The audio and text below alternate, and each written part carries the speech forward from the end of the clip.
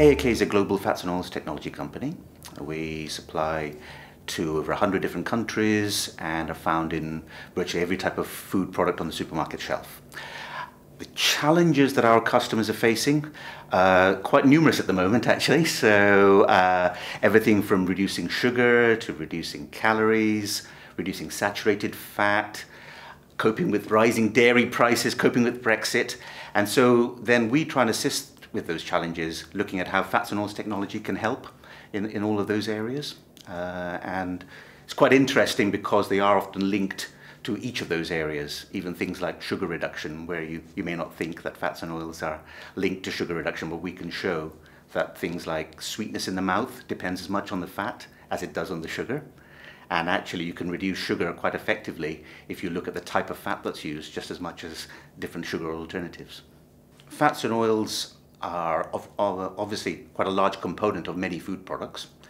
And what's interesting is the interaction of different fats and oils with the other ingredients in the food that can actually solve a lot of these issues.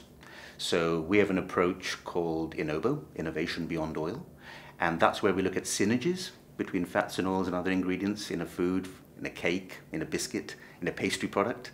And then when you look at those synergies, you can actually find solutions to problems that you may not have been able to solve before by looking at just one ingredient. So that could be reducing calories, reducing saturated fat, reducing sugar. All of those are best looked at as synergies really within the final product.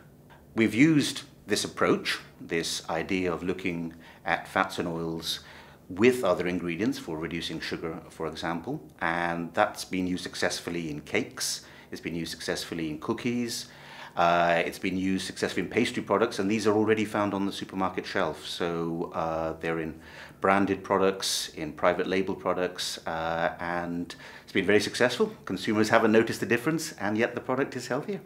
Yes, it's an interesting question about the barriers really to more widespread adoption of this technology really.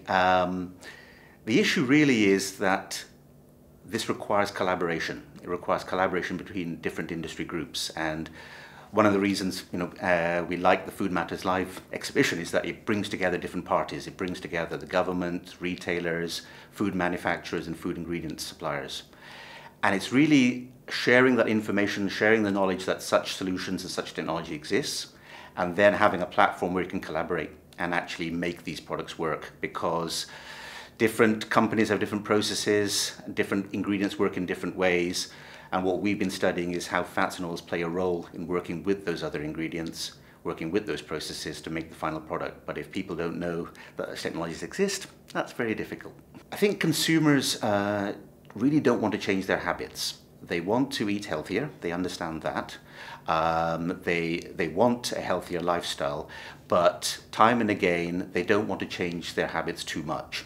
So really it's the task of government, task of retailers and the task of food manufacturers to design products that taste exactly the same but are inherently healthier.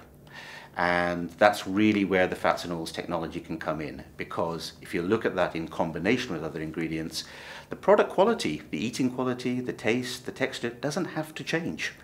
And that really is key, because then the consumer's habit doesn't need to change and the diet of the nation can then become healthier.